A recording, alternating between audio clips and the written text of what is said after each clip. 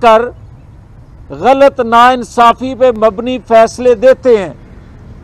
تو پھر دباؤ میں آ کر 75 سالوں میں لوگ فیصلے انصاف پر مبنی نہ دیں، بے انصافی کریں، تو ملک کس طرح ترقی کر سکے گا؟ ملک کس طرح چل سکے گا؟ تو پھر کیا یہ کہنا درست نہیں ہے کہ پاکستان کے اندر طاقتوروں نے اور انصاف دینے والوں نے مل کر پاکستان کی جو آج حالت ہے اس حال کو انہوں نے پہنچایا، اور نصف صدی گزرنے کے بعد ذوالفقار علی بھٹو کا کیس سنا جا رہا ہے یہ کہ ذوالفقار علی بھٹو کو عدالتی قتل کس کی منصوبہ بندی سے، کس کی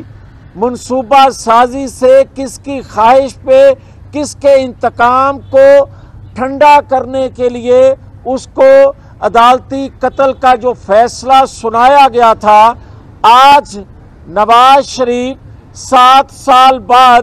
اگر صرف اسے بری کیا جائے تو ثاقب نثار، کھوسہ صاحب، بندیال صاحب،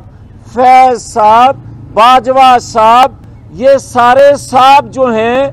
یہ اطمینان سے اپنے گھروں میں تشریف فرما رہیں اور ہم 2 وقت کی روٹی کو ترستے رہیں ان کے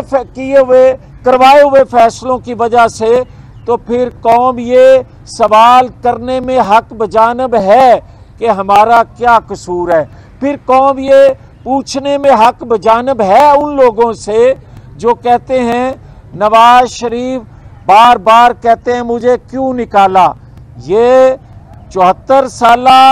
بابا بھی یہ کہا کرتا تھا، کہتا تھا نواز شریف سڑکوں پہ آ کر سوال کرتا ہے کہ مجھے کیوں نکالا۔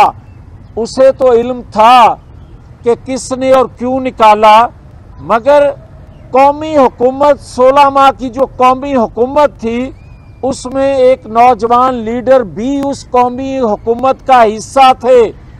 ان 16 ماہ میں ان کو علم تھا کہ نواز شریف کو کیوں نکالا، مگر 16 ماہ گزرنے کے بعد،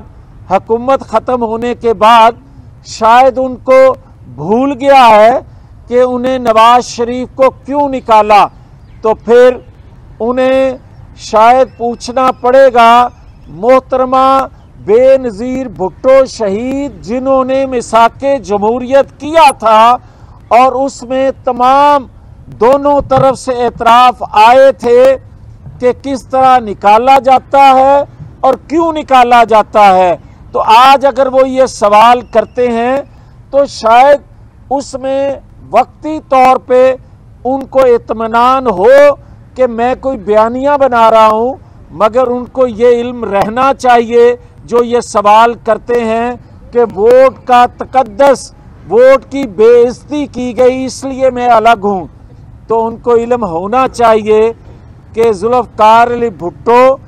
ووٹ کی عزت کے لیے گئے تھے اور پھانسی چڑھ گئے تھے۔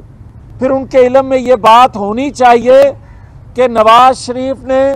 پاکستان کے دفاع کو ناقابل تسخیر بنایا تھا تو ہائی جیکر بن گئے تھے۔ ان کو یہ علم ہونا چاہیے کہ سی پیک دینے کی وجہ سے، پاکستان میں خوشحالی دینے کی وجہ سے نواز شریف تا حیات نااہل ہو گئے تھے۔